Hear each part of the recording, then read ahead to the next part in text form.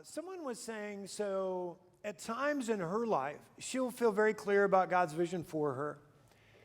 And then she wonders sometimes if the opposition she experiences, people saying, nah, not a good thing, you don't need to be doing that, is that actually God in her life saying she's not on the right track? And so what I want to really encourage you to think about in this series is where this falls. We're in week 6. So we're not talking about opposition that comes when we're trying to clarify. We're not talking about a naysayer coming into our lives when we're very early on saying, God, I think you want me to do this. We're talking about define, begin to work through, have other people come alongside us.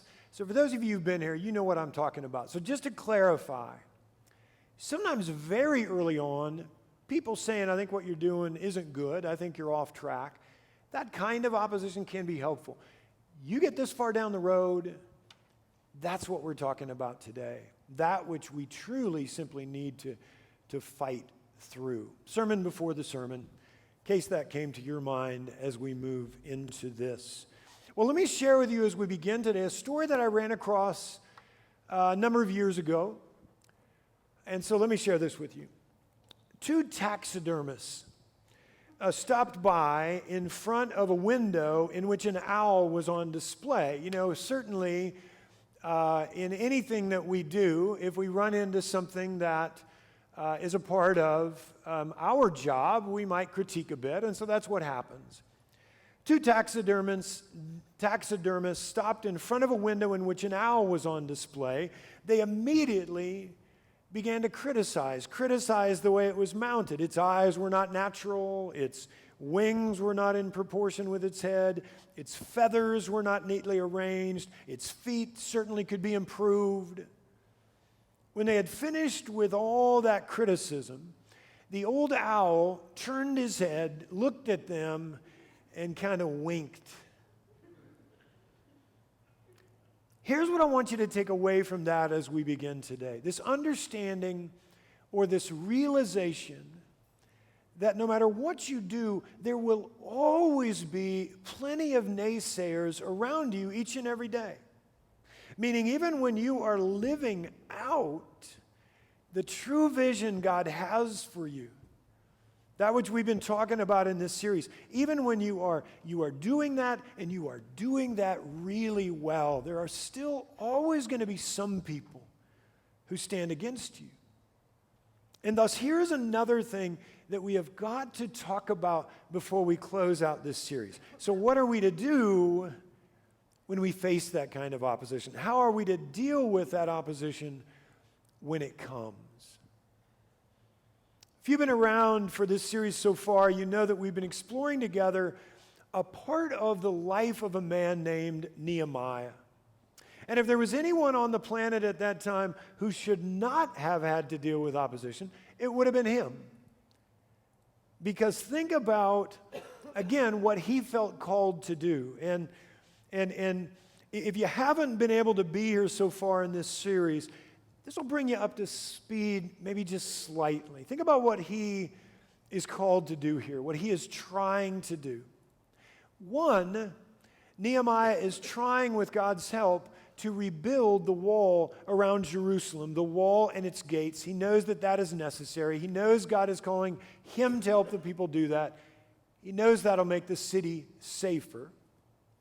2, he's also trying to help the people, in a general sense, rebuild the city itself, the actual city of Jerusalem.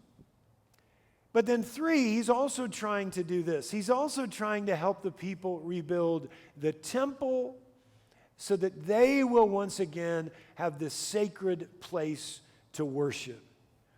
And yet, as good as all that is, and it is, clearly, as good as all that is, this vision that God has placed on his heart, this vision that he now has begun to clarify and define and now even live out, as good as all that is, there are still people who oppose him. And so, having learned a lot from Nehemiah so far in this series, here's what we want to learn from him today. Again, how are we to stand up to that opposition when it comes? Or how are we to deal with that opposition when we face it?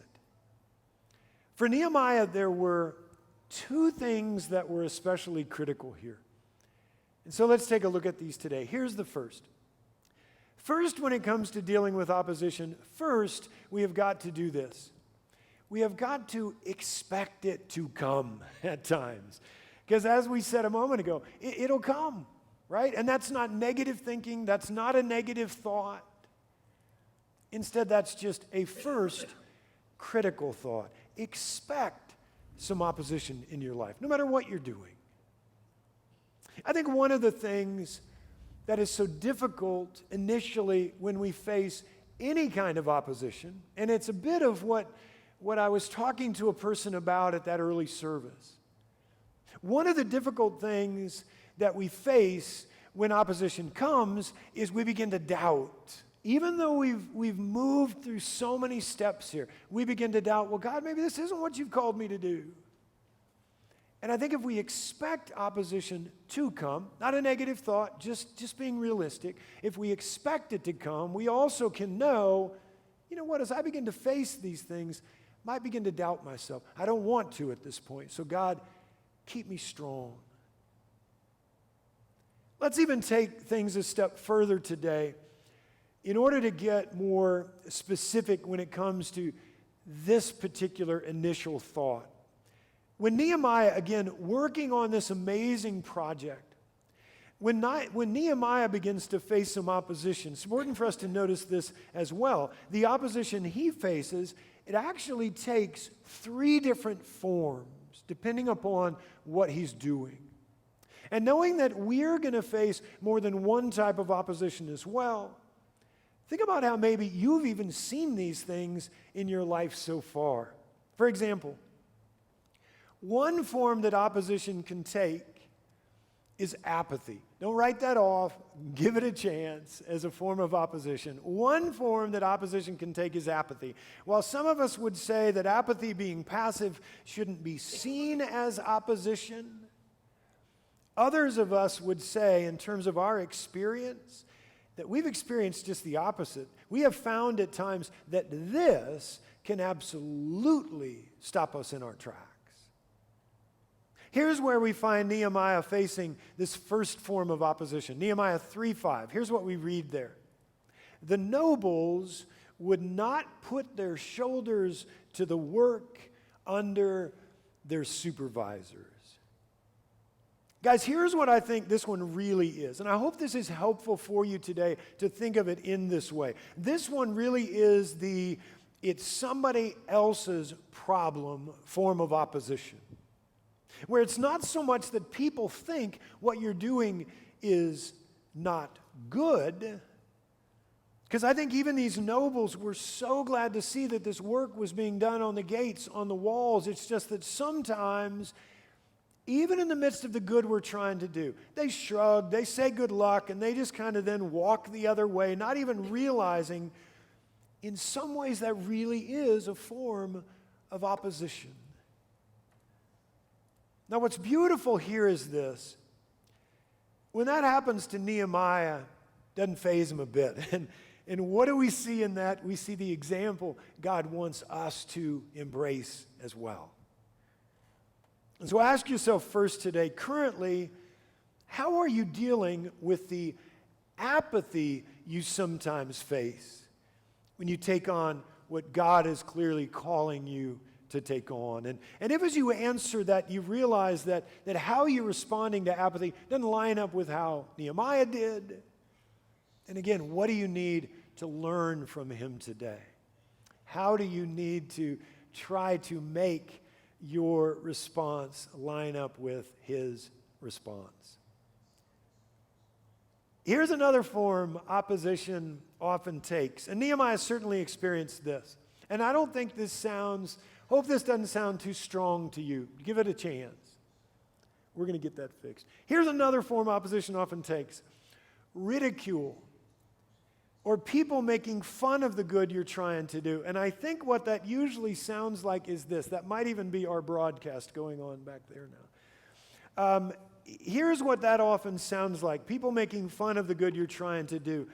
People might say to you simply this: are you really foolish enough to believe that one person can make a difference in this life? Are you really foolish enough to believe that what you're doing right now, another form of this, can really make a difference in this world? I think we've all heard that from time to time, haven't we? And sadly enough for some of you, at times, that ridicule does lead you to just kind of give up on what you know God has called you to. Here's Nehemiah 4, 1 and 2. Listen to the condescension that we find here. When Sanballat heard that we were rebuilding the wall, he became angry and was greatly incensed. He ridiculed the Jews, and in the presence of his associates in the army of Samaria, he said this: "What are those feeble Jews doing? Will they restore the wall? Will they offer sacrifices? Will they finish in a day? Can they bring the stones back to life from those heaps of rubble, burned as they are?" Now, perhaps you already realize this, but let's just clarify it.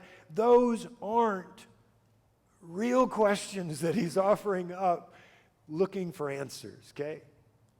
Instead, they're just his way of mocking Nehemiah. They're just his way of mocking his vision, mocking their efforts. And the question is, when we at times experience, again, this same kind of opposition, how do we respond? How do we deal with it? Guys, I think you know this, but let me just say it. Far too many people in our world today think that one person can't make much of a difference.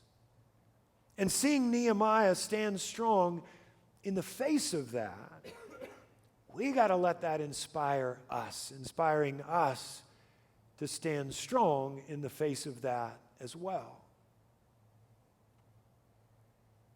When you're trying to live out the vision God has placed on your heart, a final form opposition often takes is this, and this may be the most obvious one, the one maybe you thought of initially.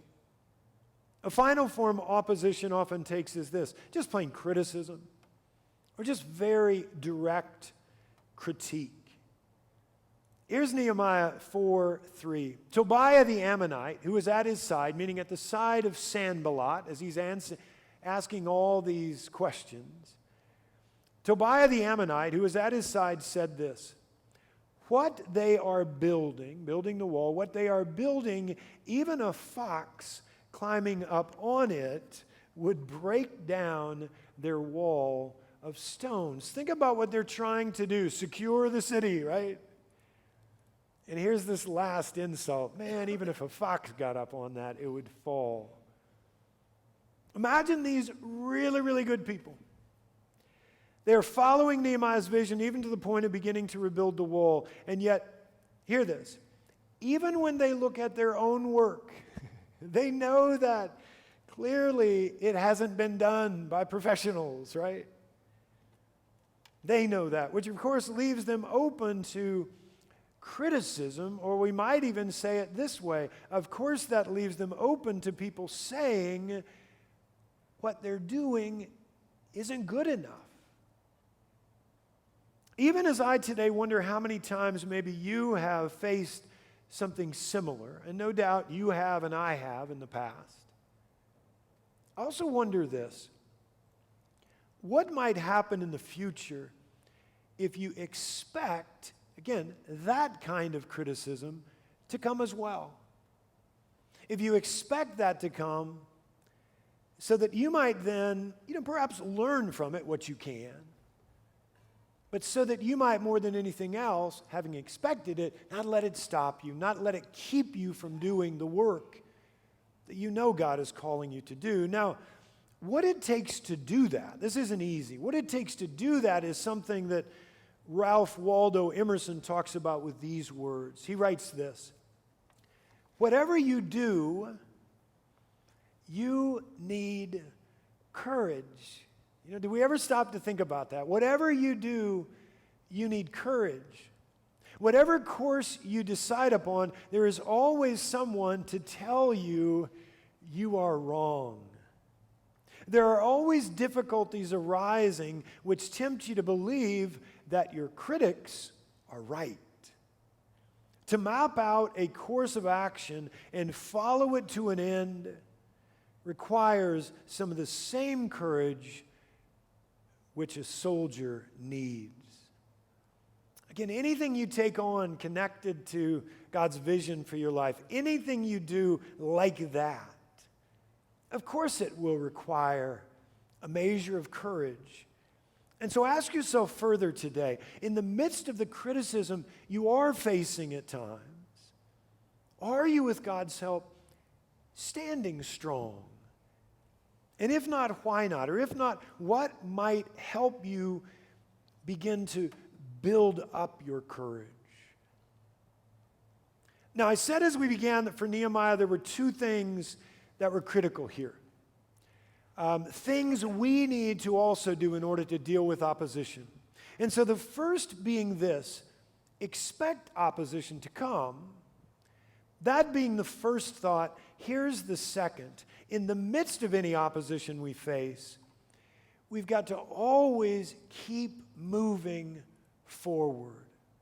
We've got to always keep working on what God has given us to work on. Now, when it comes to how we can best do that, once again, Nehemiah can be a big help here, because in the midst of the opposition he faced, two things more than anything else kept him moving forward, kept him moving in the right direction. And those two things that we also need to do as well, those two things are these. First, in the face of opposition, Nehemiah knew that he must never stop praying. Meaning, even as prayer led him to God's vision for his life, now prayer also needed to keep him focused on that vision, on that work. In verse 4 of chapter 4, right after Nehemiah faces the ridicule, he faces the criticism, here are his first words right after that. The first words he offers: "Hear us, O God, for we are despised." In other words, he's saying, God, please don't let the opposition distract us. But instead, in the midst of this, keep us fully focused on the work we know you have called us to. E. Stanley Jones, and I think this connects here, E. Stanley Jones writes this about praying in those kinds of situations. I love this. He writes, "Prayer is surrender. Surrender to the will of God and cooperation with that will. If I throw out a boat hook from the boat and catch hold of the shore and pull, do I pull the shore to me? Or do I pull myself to the shore?" Prayer is not pulling God to my will, but aligning my will to the will of God. Guys, know that when you are living out the vision God has for your life and opposition comes, know that to pray in that situation doesn't mean you're asking God to remove the opposition. Instead, you're just asking him to keep the clarity of that vision alive in your heart in spite of the opposition. Makes sense? And so first, to keep moving forward in the face of opposition, first Nehemiah knows he's got to keep praying, but then he also knows he's got to keep doing this as well. He's got to keep working. Simple as that. Related to that, listen to what we find here in Nehemiah 4:6. It says this: "So we rebuilt the wall till all of it reached half its height, for the people worked with all their heart." You know, whenever I read that, I can't help but think back to the criticism they faced just a few verses ago. Even if a fox walks on your wall, it will fall. You know, something like that. I can't help but think back to that criticism for this reason, because even though they heard that, here's what they did. They just kept moving forward. They just kept working hard because they knew that this was something God was calling them to do. With that in mind, ask yourself lastly today, are you able most of the time to do that very same thing, to push forward even when the critics do get your ear? And if not, then what might help you begin to do that? Or how might you grab onto what we've talked about today in order to begin to be better able to do that? Today we touch on yet another part of what it means to embrace God's vision, what it means to truly live it out. And so as you go forth in a few minutes, please take with you the reflection questions that you find on today's insert, and take those with you so that you might work through them today or this week. Here's how I've worded these questions. First, this week, just honestly ask yourself this: what kinds of opposition have you already encountered as you've been striving to live out God's vision for your life? And further, how might what we've talked about today help you to deal with what you're experiencing? So first, ask yourself that, but then two, ask yourself this as well this week. Of the two ways you need to keep moving forward when you face opposition, to pray and to keep working, of those two things, which one have you tended to quit doing first? And as you think about that, how might you make sure that doesn't continue to happen in the future? One more week. I do hope that you plan to be here as we close out our series next Sunday. Let's pray.